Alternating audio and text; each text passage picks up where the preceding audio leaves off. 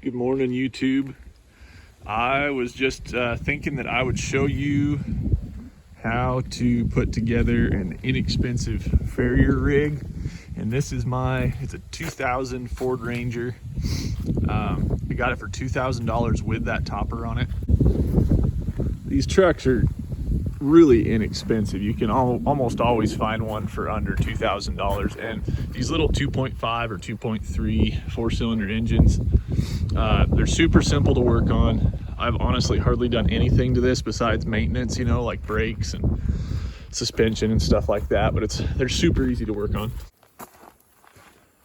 I've put roughly 75,000 miles on this truck since I've had it. I did put on those overload shocks. I don't know if you can kind of see them there. They're just shock absorbers with a coil spring on there.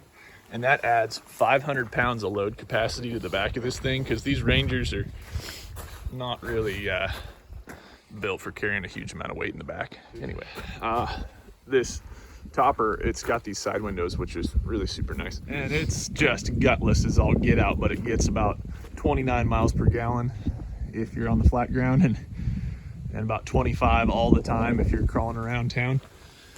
Anyway, I bought most of this stuff used about 5 years ago. That's a NC Deluxe forge, and it's a great start out forge. It doesn't have an insulated door, so it doesn't heat up as fast as maybe it's the Whisper Deluxe, sorry. It doesn't heat up as fast as the Whisper Mama.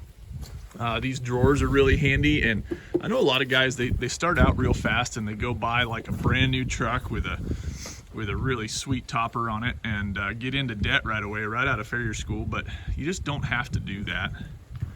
And so I've got a drill press set up here for pads, and I've got a bench grinder with an expander wheel on it and a buffing wheel for sharpening my knife.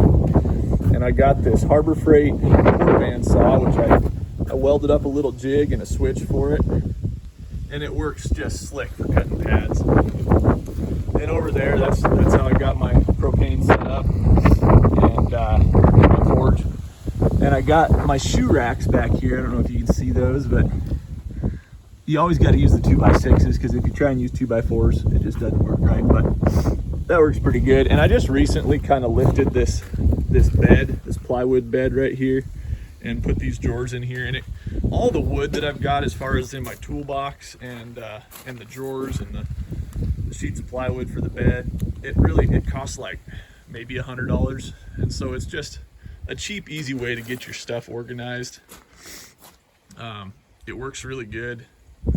I own all of it, so man, you're just out making money. You don't have to worry about paying off a truck, and so that's how I've done it. If anybody has any thoughts on how to make it better, I would love to hear that. This is how it all fits in there. It tucks in pretty neat and tidy, and I'm not saying that it's the best way or even a good way. It's just a way, but it all fits in there.